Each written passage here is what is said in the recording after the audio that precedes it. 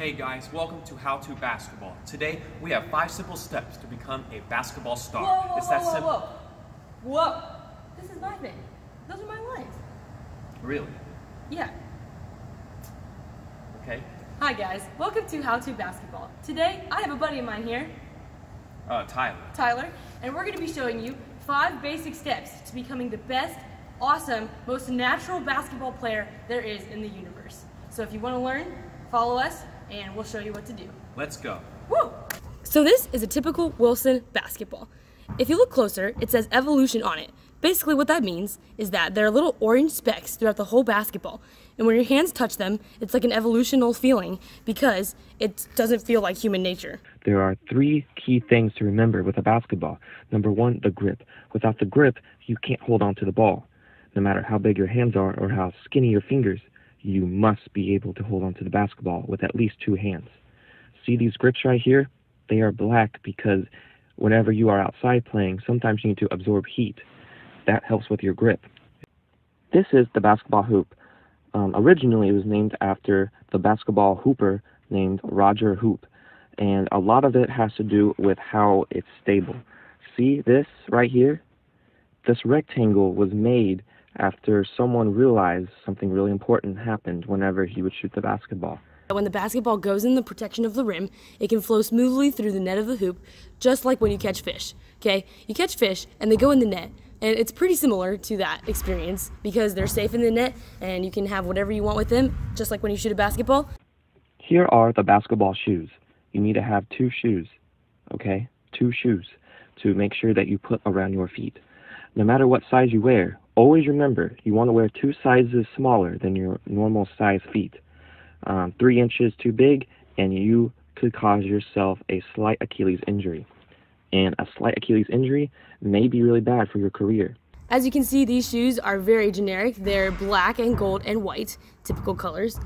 If you want to become like LeBron James, get LeBron James shoes. Michael Jordan shoes. Any basketball player that you want, basically, they have shoes. I wouldn't go trying to get like Kyrie Irving shoes if I were you, but that's just a matter of opinion. Bruh. But anyway, I believe these shoes right here are Leonard Skinner. All right, this is the shooting drills, okay? How do you shoot a basketball, you might ask yourself? Well, it's quite simple. First thing to do, make sure you hold the ball with your right hand. Make sure the ball is gripped like this. And then you dribble the ball using both hands. You aim for that triangle right there. Boom. You can make it every single time. You can try it with your other arm as well. Use your left hand facing the left ankle of the right goal. Go like this. You can't miss. 3 steps from the 3-point line. 2, 3. That's how you make a free throw. All right, next up is a free throw. A free throw is where you get 2 points. Every time you make a shot, you get some points, okay? And it's free for everyone. No such thing as a free basket, you might ask yourself. Well, here's how you get a free point, okay? Make sure that you have your feet over the line, because as long as your ankle is behind the line, you will still get credit. Make sure that you look at the basket. Make sure that you have your wrist ready. You have all 5 of your fingers on this hand and all 5 fingers on this hand, okay? Then you're ready to shoot.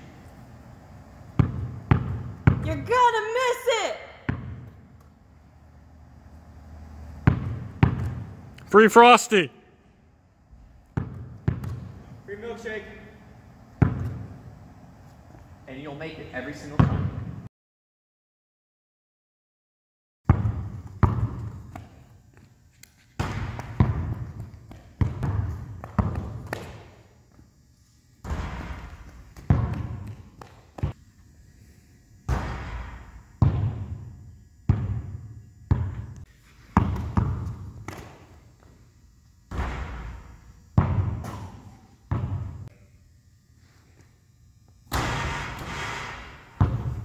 Get back on beat. So one of the next very important steps to play basketball effectively is dribbling. Today, we're going to show you which types of dribbles you need to become the best version of yourself. So the first dribble, we're going to do it together, is called the little man, okay? This is for when you're driving past a little guy on the court. We all know who those people are, right? They're like a 5 foot guard, right? And all you're going to do to dribble past them is get real low. Okay, so dribble like this. Tyler's going to follow me. And then we're just going to keep that dribble, okay? That's for the little man. Then you go higher for big man. You've got a big man. You're dribbling high, like this.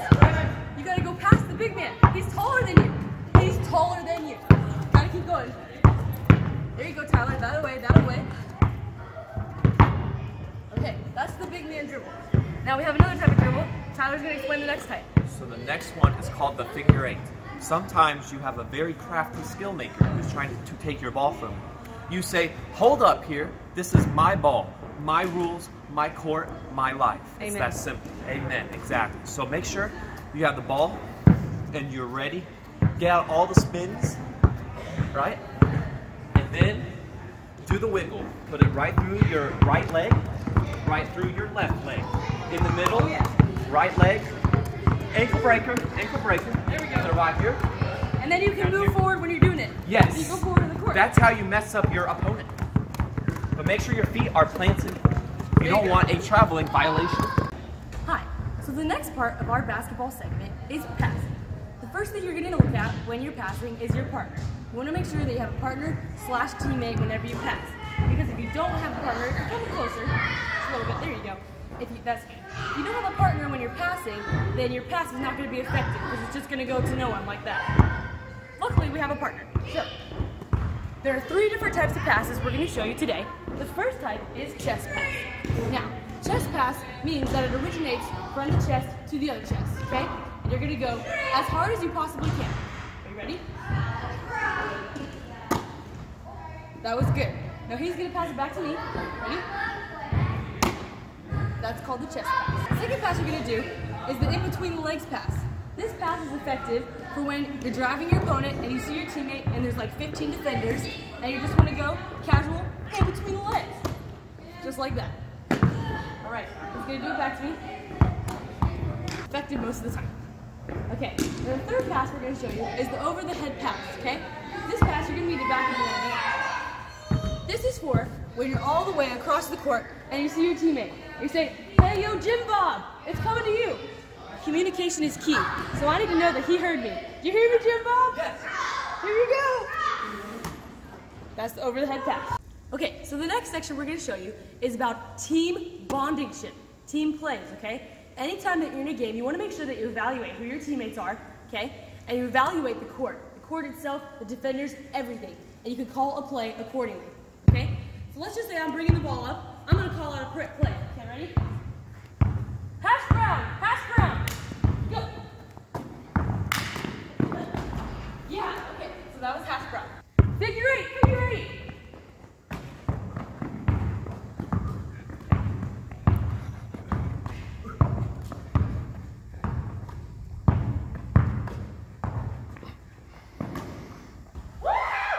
Indecisive.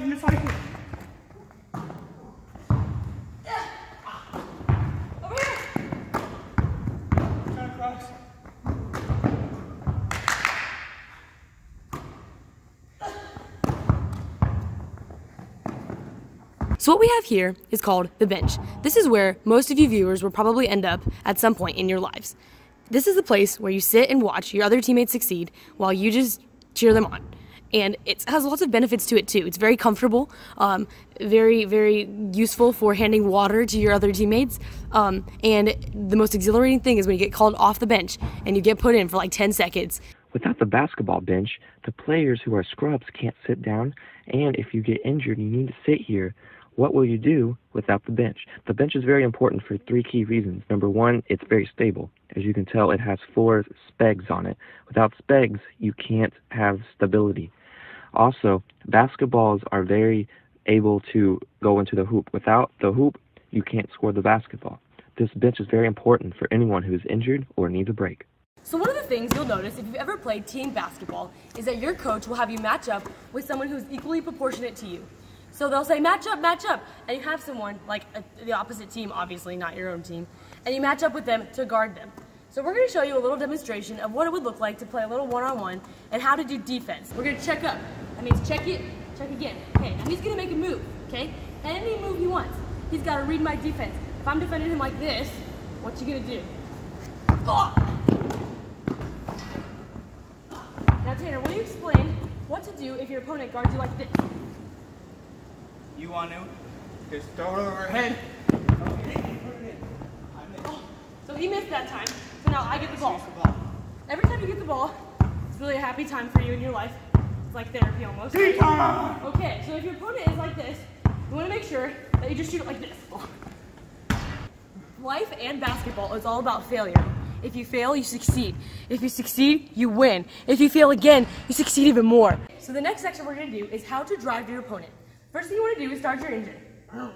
Okay, aka start the ball. You gotta get it ready up, triple threat position, vroom, vroom, vroom, vroom. Okay, that's the engine, right? Then you want to put the car in drive, because if you're in park the whole time, number one, they're gonna call those 5 seconds on you. Okay, number two, you can't do anything. Okay, if you're parked and you try to shoot it, you're going nowhere. Just like if you park in a car and you try to go somewhere and you just parked, it's not gonna do anything. So very similar.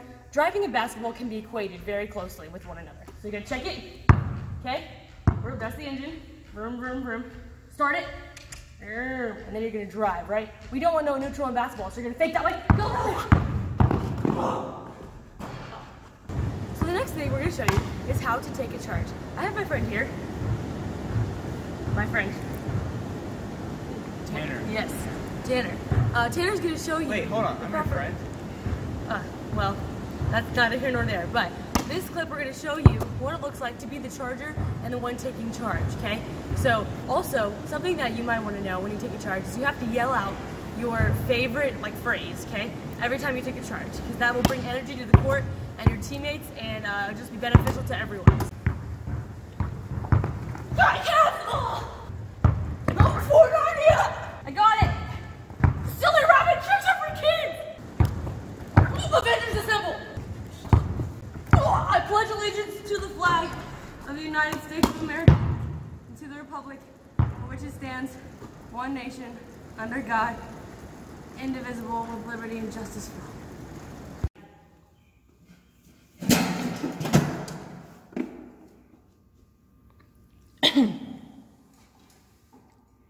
Jamal James and DeAndre Smith, how do you describe last night's loss? Well, it went kind of rough. It went very rough. We scored 13 points total. He scored 5, I scored 1. It was really rough. After the game, coach said that we played like paint, which is really tough to take because that really hurt our ability to withstand what happened after the game. But at the end of the day, a loss is a loss. Yeah, man, I agree with my teammate here. We go out there, we try to play, we work our hardest, but you know, you got those teammates who can only do one layup on the right-hand side. They don't know how to do anything else. And we get blocked all the time. We get shoved around. The refs don't care. So I say this blame really goes to the refs. We just need better refs in the NBA. So. Hallelujah. And amen. My name is Marcus. So, Deontay? Come on, man. DeAndre. My fault. That is your fault. It says here that you had 20 travels tonight. That's like 40 turnovers. So you gotta, what can you do to better your game to help your other teammates around you? No, man, I don't know how to respond to that question. I personally believe in conviction in my own heart that I didn't do anything wrong in that situation in area. My coach told me when you get the ball, just go. Yeah, you know, most of the refs, they got their glasses on, they've got 30 peripherals or something. But they need to get an vision doctor, because I can't take this anymore. I know how you feel about that, but I get saddened in my heart when I think that these refs go to see these vision doctors with 30 vision or something, I don't know. I can tell you that 17 of those travels were definitely not legitimate, so technically I only traveled 3 times. And 4 of them were overturned. Next question. Ferry Bippings Daily. How do you explain what happened in the third quarter? Jamal? I didn't mean to. Okay. We've been over this. Okay. Frank the Snake accidentally dropped the ball on us, okay? He decided to go ahead and take the ball, and it really hurt because he wasn't listening to Coach at all, okay? Coach Schneider said, listen, take the ball, dribble it, shoot it up, hit the triangle, make sure it goes inside the hoop, and he wasn't doing that whatsoever. And that really hurt our ability to focus. Yeah, man. I don't know what happened in the third quarter. We got Frank the Snake over here trying to make half-court shots, and we've got 7 minutes on the clock. So we just really need to up our team symmetry. We need to be more synchronized. Like we could really learn from the swimmers in the Olympics. That's what I think. I think we just all need to take a day and go see some synchronized swimming Olympics and hopefully get our team dynamic down because Frank the Snake is killing us. Bob the Builder, he's definitely killing us on the team. He pivots way too much, gets the ball, and he just won't stop pivoting. So. Ferry Bippings again with Bippings Daily. How do you explain you are now 3 in 375? That is your record currently. What would you attribute that to? Is it the marshmallows? What is it? No, not the marshmallows. And can you clarify what you mean by marshmallows? Because I don't know, security, why would you let certain reporters in the building ask me about marshmallows? Get out! Hi, Elsa from the Kingdom of Arendelle. I have a question for Jamal James. How do you describe that epic but horrible dance move at the end of the game? Yes, so after you dunk on them, you have to show them who's boss.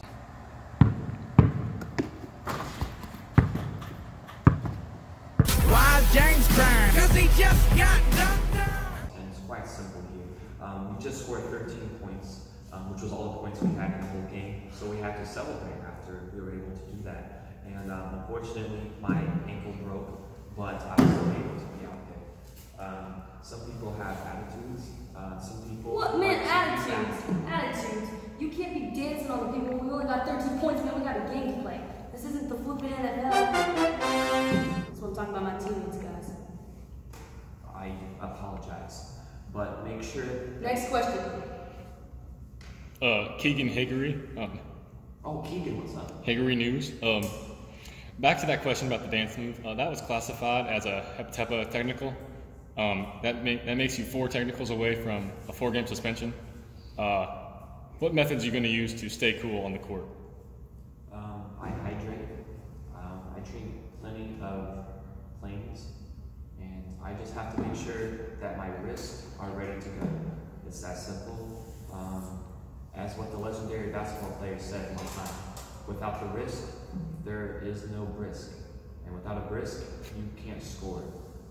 It's that simple, but I was able to score the remainder of my technicals in the 4th quarter, which allowed me to be able to focus more on the prize. Yeah, you know, and I just want to say, if there's anybody in here from another team, we got any agents here, we would be happy to trade with you. Today, just Yeah, I am here. You get this. Man, what? What's that? What? Come on, man! Get out of here! Hey, get out.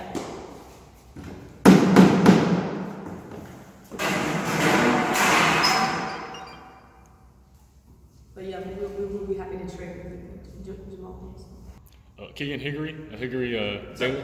Yeah. In the 4th quarter, the 3rd quarter, the 1st quarter, and the 2nd quarter, they were hitting threes like it was the end of the world, rainy day. How do you stay safe on those rainy days when it is so wet? Oh man, I feel like that's an illegitimate question, but I guess I have to answer it. You know, we try our best to stay safe. We got our teammates' backs and stuff like that. But when they're shooting threes and you don't got no defense, there's nothing you can do. The storms are coming and there's no umbrellas. Jamal James, I don't really know why he seems that he knows what he's doing sometimes, but sometimes we have literal umbrellas, but not basketball umbrellas. If that makes any sense. I don't know how to answer that question properly, but. And I got 2 technicals because I brought this umbrella out. So basically we're screwed with the team again. Unfortunately. But that really flabbergasted my. That's my phone. Next question. Next. Simon Gill Enterprises.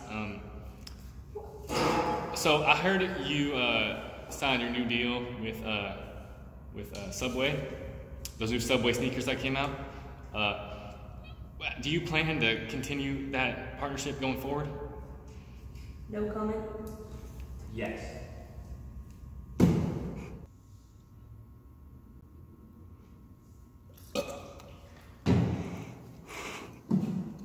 Excuse me, Fred from the Hillbilly Association. Excuse, you said Fred. You said Fred? Yeah, Fred. Please only call him Fred. No, so you got no last name? No, no last name. We don't need no last names. We're hillbillies. All right. Yeah, you direct me, Fred. Sir. All right, Fred. Or ma'am.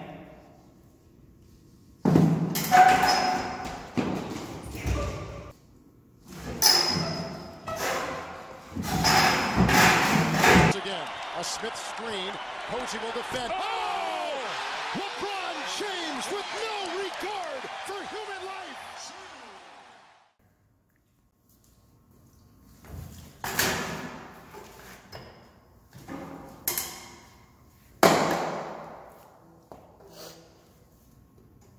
Coach Snyder, how do you think your players played tonight? To be honest, like little girls wearing tutus. No further questions, please.